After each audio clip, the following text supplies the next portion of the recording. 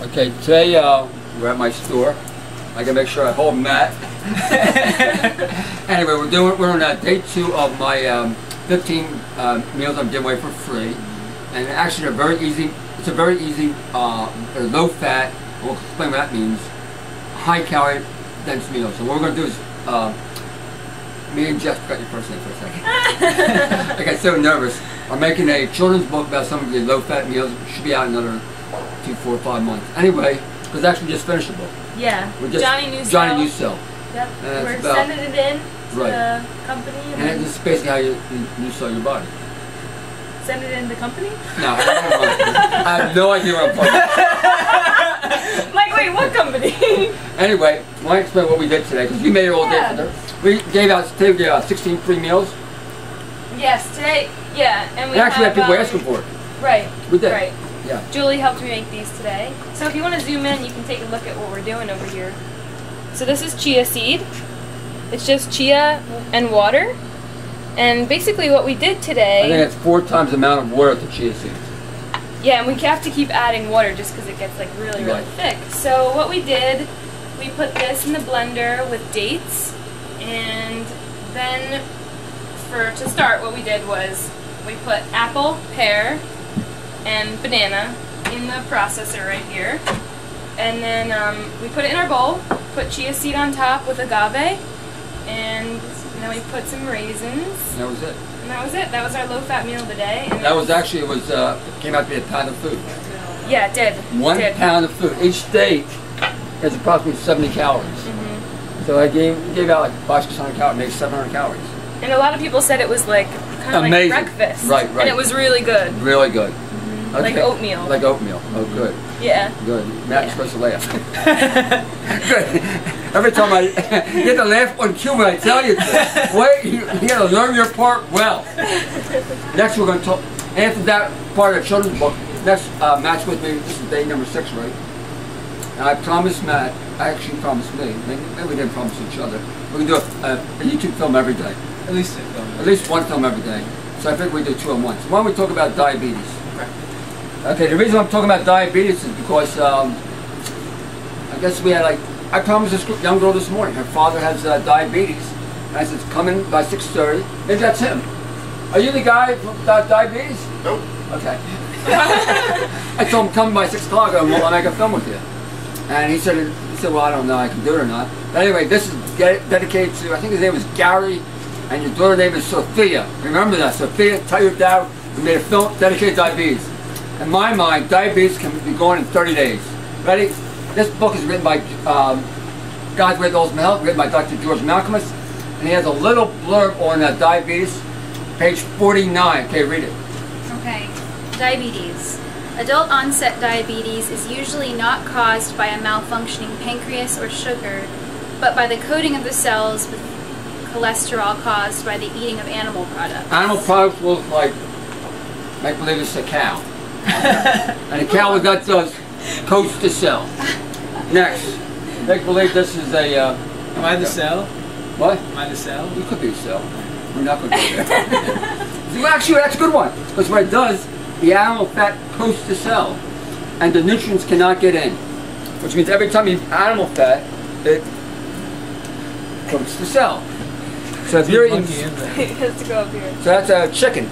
Every time you eat an animal product, which hey, it coats the cell. That means the cell cannot get in. It is looking, food out, which means nothing can get out. Nothing get out. That's diabetes. Gotta continue reading. All right. Well, very often all a diabetic has to do is to remove animal products from his or her diet, and the blood sugar problem will simply disappear. Ready? Want this? Ready? Oh, remove it. Remove it. Remove it. Guess what? I'm getting my nutrients. Yay! No diabetes. Yay! It's that simple. But also, it's not just animal fats. Okay. Because now we're going to go to this part. Okay. This is by Dr. Doug Ram. Everybody knows this book. Not everybody. Well, everybody who may be watching this. Did you say it's the most translated? It's like it is. It is. Yeah. This is about this part. It's an introduction to him talking about fat. Page 129. More fat than we require is not an asset, but a detriment to good nutrition. The more fat we eat, the further we stray from meeting our nutritional needs. A steady flow of research comes out regularly, relating high-fat diets to almost every type of digestive disturbance, blood Every disorder, disease out there. and degenerative High-fat- disease. Right, every disease. Good. Time to shut up. Good. Much of this Okay, I is heard caused enough by of the it. body's reduced ability to uptake, transport, and deliver oxygen to our trillions of cells. Say that again. I like those 3 words. I use those words all the time. Much of this is caused by the body's reduced ability to uptake, transport, and deliver oxygen to our trillions of cells. And like he talks about every kind of fat, you know. And, Right. I mean, the information's here, right? And these are doctors talking about it, and we have proof. We have people who have come out of it. Right. But what's most important is you don't even really need the books. Certain people do, but you don't need the books. But diabetes, just like cancer, it's a disease of excess. Right. And you can't access the amounts of fat that we eat. Fat's not bad. It's just that we eat so much fat as this culture because it's readily available. If you're eating naturally, and it tastes good. right, and also it can manipulate hormones. It does. But the fact is, if you're living naturally and sustainably, you can't access that amount of fat. Even people who are living, indigenous people living off of animals, they can't get that much fat because they have to go in. Yeah, and the fat seasons, avocado season's very short. Nut season's very short. We lived in North Carolina, and there was walnuts around. So you're saying that nature's divided system where it gives us little fat. Yeah, and you can't really access it. We were around tons of walnuts in North Carolina, but try competing with squirrels and birds for nuts. You know, or try sitting around all day get out trying to eat those nuts. So we've basically we've had very little fat because we didn't have access. Even in Florida, we were eating avocados, but the Florida avocados are much less fat. Right. So it's not really about demonizing fat or like being afraid of fat. It's just understanding that, like, start removing all this excess and stop relying on all these institutions that can give you everything that you need right away, and start looking at how that stuff gets there. What's the price? What's the cost for you? And if there's a cost for your body, there's invariably a cost for a socioeconomic system, for the environment.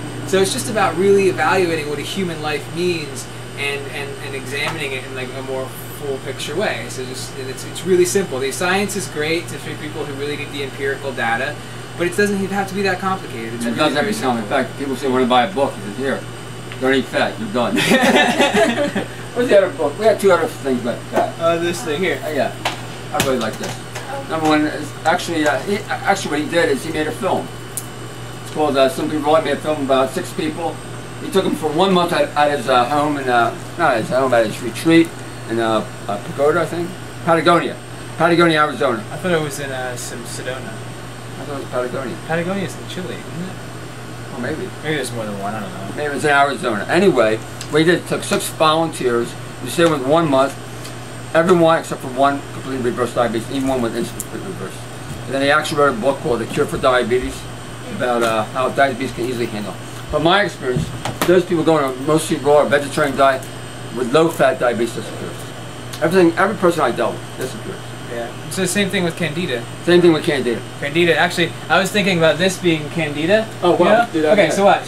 So watch this. Watch this. So watch this. Watch this. So the cells cover your cell. Cover yourself. Cover yourself. Cover myself. You can't get nothing. The sugar can't get into you because the fat's blocking the sugar. I'm the cell. Right.